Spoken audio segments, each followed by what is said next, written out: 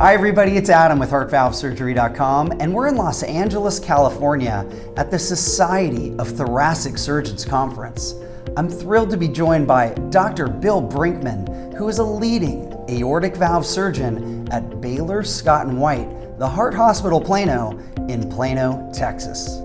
Dr. Brinkman, you and I have known each other for a very long time. It is always great to see you, and thanks for being with me. Thank you. Thank you. Yeah, so here at STS, a lot of great new research is coming out, data, we're learning a lot. And at the same time, we're getting questions from patients all over the world about heart valve therapy. This one comes in from Chappie at YouTube, where Chappie's actually asking a question based upon your video that we did with you about bicuspid aortic valves.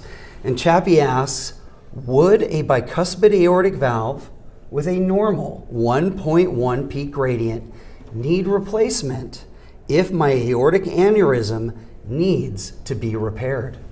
Well, that's a good question. There's a lot of factors, but I would say in general, no. I mean, if that valve is working well, then usually we will do what's called a valve sparing replacement of the ascending aorta. And sometimes if the root is enlarged, we will do a reimplantation procedure or a David procedure. And we've had a lot of success and very good outcomes with that. I think the main question is the leaflets. Are they thickened? Are they stiff?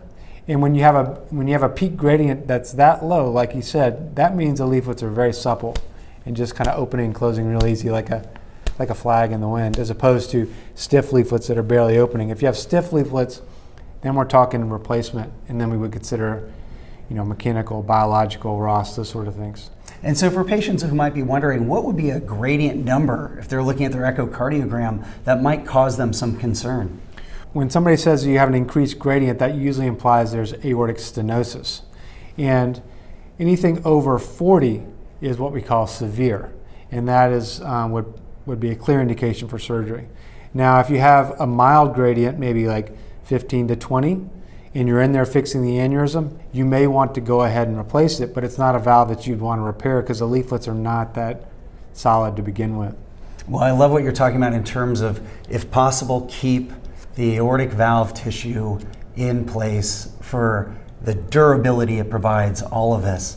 And Chappie, I hope that helped you. I know it helped me. And Dr. Brinkman, as always, thanks for everything you and your team are doing at Baylor, Scott & White, the Heart Hospital in Plano, Texas. Thank you.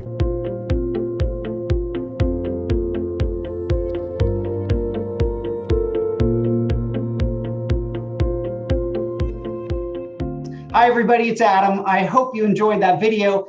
And don't forget, you can always subscribe to our YouTube channel, watch the next 2 educational videos coming up on your screen, or click the blue button to visit HeartValveSurgery.com.